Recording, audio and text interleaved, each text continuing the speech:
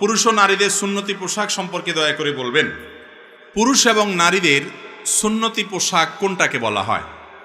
আমরা আমাদের দেশে সাধারণত মনে করি যে লম্বা জুব্বা, দাড়ি অথবা পাঞ্জাবি টুপি এটা পুরুষদের জন্য সুন্নতি পোশাক, আর মহিলাদের জন্য সুন্নতি পোশাক কি?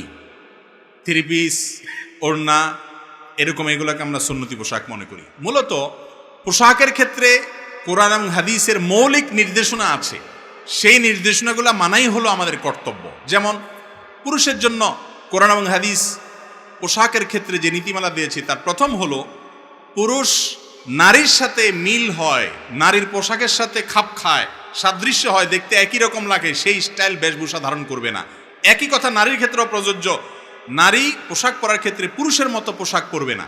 আজকাল আছে না, প্যান্ট শার্ট পরে নারী না পুরুষ বোঝা যায় না, একই রকম পোশাক পরে, এটা হাদিসে নিষেধ এবং নবী সাল্লাল্লাহু আলাইহি ওয়াসাল্লাম লানত করেছেন এরকম পোশাক যারা পরে তাদের উপরে। এক। দ্বিতীয়ত, পুরুষের জন্য সতর হলো নাভি থেকে হাঁটুর নিচ পর্যন্ত এইটুকু কমপক্ষে ঢাকা, বাকিগুলো যদি অন্য পুরুষরা দেখে অসুবিধা নেই। আর নামাজের সময় বিশেষ করে কাঁধও ঢাকার কথা হাদিসে আসছে। যত সুন্দর পোশাকে নামাজ পড়া যায় তত ভালো। মহিলাদের জন্য নামাজের পোশাক হলো তাদের মুখমণ্ডল, দুই হাতের কবজি ছাড়া গোটা শরীর চুল সহকারে সবগুলো ঢাকতে হবে। শাড়ি পরলেও তার উপরে বড় ওড়না বা চাদর দিয়ে এমনভাবে ঢাকতে হবে যে হাতের গোছা, পেট, পিঠ, কাঁধ, বুক এগুলো যেন দেখা না যায়, গলা যেন দেখা না যায়, এগুলোকে ঢাকতে হবে। এগুলো সতর নামাজের মধ্যে। আর নামাজের বাইরে পরপুরুষের সামনে আলমারআতু আওরাহ, নবী সাল্লাল্লাহু আলাইহি ওয়াসাল্লাম বলেছেন নারী আপাদমস্তক নিজেকে ঢেকে ঢুকে রাখবে তার সম্ভ্রম রক্ষার জন্য, তার আত্মসম্মানের জন্য, আত্মমর্যাদার জন্য।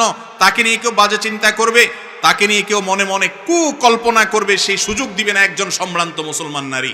সেই জন্য তাকে আল্লাহ তাআলা পর্দার নির্দেশ করেছেন পরপুরুষের সামনে। আর বাসার সাধারণ মহিলাদের সামনে সাধারণ ড্রেসে থাকবেন।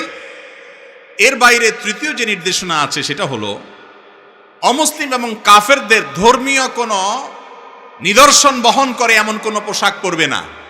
আজকাল কিছু ধুতির মতো পায়জামা বের হয়েছে, আছে না নাই? যে ধুতির মতো পায়জামা, দেখতে ধুতির মতো লাগে, তাহলে ধুতি এটা একটা ধর্মীয় পোশাক আমাদের হিন্দু ভাইদের, তারা তাদেরটা করছে করুক, কিন্তু একজন মুসলিম হিসাবে আমি তার বেশ ধারণ করতে পারি না, তার সাথে সাদৃশ্য করতে পারি না। আবু দাউদের হাদিসে নবী সাল্লাল্লাহু আলাইহি ওয়াসাল্লাম বলেছেন মান তাশাব্বাহা বিকওমিন ফাহুয়া মিনহুম, যারা যাদের সাথে বেশ ধরে তারা তাদের দলে চলে যায়। তাহলে এটা হলো তৃতীয় মূলনীতি, সেটা নারীর জন্য, পুরুষের জন্য।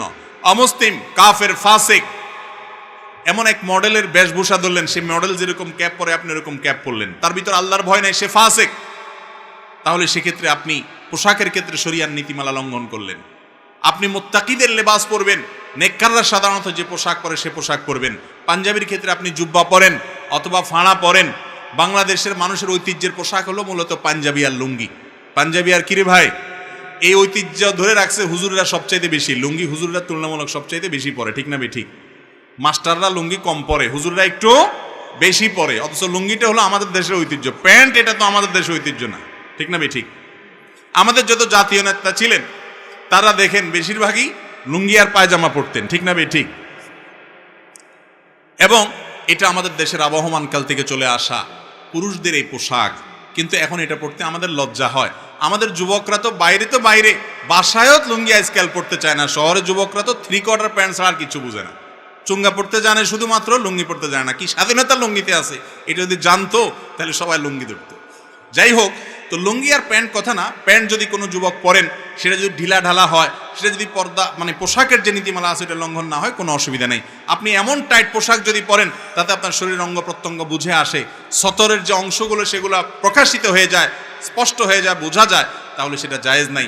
মেয়েদের পোশাকের জন্য আমাদের একটা মৌলিক নীতিমালা হলো যে মেয়েরা তারা এমন পাতলা পোশাক পরবেন না যেই পোশাক পরার কারণে পরা না পরা সমান। নবী সাল্লাল্লাহু আলাইহি ওয়াসাল্লাম বলেছেন রুব্বা কাসিয়াতিন ফিদ দুনিয়া আরিয়াতুন, রুব্বা কাসিয়াতুন আরিয়াত। অনেক মহিলা আছে দুনিয়াতে এমন পোশাক পরে পাতলা, এরা পোশাক পরে না পরার সমান। এই পোশাক পরার না পরার সমান সব দেখা যায়, আছে না নাই এরকম?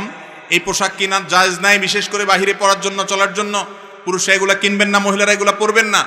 এবং এই ধরনের উলঙ্গপনা পোশাক, এগুলো অশ্লীলতা জোয়ার সমাজে নিয়ে আসে, এর কারণে গুনাহগার হবে যারা পড়ে। যারা পড়তে দেয়, যে সমস্ত পুরুষরা কিনে দেয়, তারা হলো দায়ুস, জান্নাতে যাবে না। আবার কিছু পোশাক আছে আজকাল এমন টাইট, যে টাইট পোশাকের কারণে শরীরের অঙ্গ প্রত্যঙ্গগুলো ফুটে যায়। ছোট ছোট বাচ্চা মেয়েদেরকে পর্যন্ত আজকাল এমন পোশাক পরানো হয় যেগুলো দৃষ্টিকটু, অশ্লীল। কমপক্ষে হাফ হাতা, কোয়ার্টার হাতা পর্যন্ত বাচ্চাদের জামা বানিয়ে দিবেন। মেয়ে বাচ্চাদের একটু ঢোলাঢালা যেন থাকে সেদিকটা খেয়াল করবেন। আর পুরুষরাও একই কথা প্রযোজ্য, যে এমন কোনো পোশাক পরবেন না যেটা ফাসিকদের সাথে সাদৃশ্য হয়। আজকাল যুবক ভাইরা অনেকে দেখা যায় এমন গেঞ্জি পরে, এমন প্যান্ট পরে যে রুকুতে গেলে এক এক দেশে চলে যায়। একটা পূর্বাকাশে, একটা পশ্চিম আকাশে চলে যায়, মাঝখান দিয়ে মাজা দেখা যায়, নামাজও হবে না। এ রোগটা আমাদের মধ্যে আছে না নেই? তাহলে এগুলোর উপরে আমরা খুব সাবধান থাকবো। আল্লাহ তাআলা আমাদেরকে আমলের তৌফিক দান করুন। পোশাকের ক্ষেত্রে সুন্নতি পোশাকের কথা বলতে গিয়ে এত দূরে আসছে।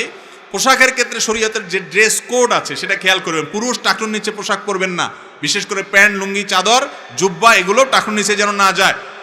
আর মহিলারা তারা টাকনুর নিচে পরবেন, টাকনুর উপরে পরবেন না। এখন উল্টা হয়ে গেছে, প্লাজো পায়জামা বাইর হয়েছে, টাকনুর 1 বিঘত আধা বিঘত উপরে থাকে, আর পুরুষের প্যান্ট অটোমেটিক টাকনুর নিচে চলে যায়। ঠিক না বে ঠিক?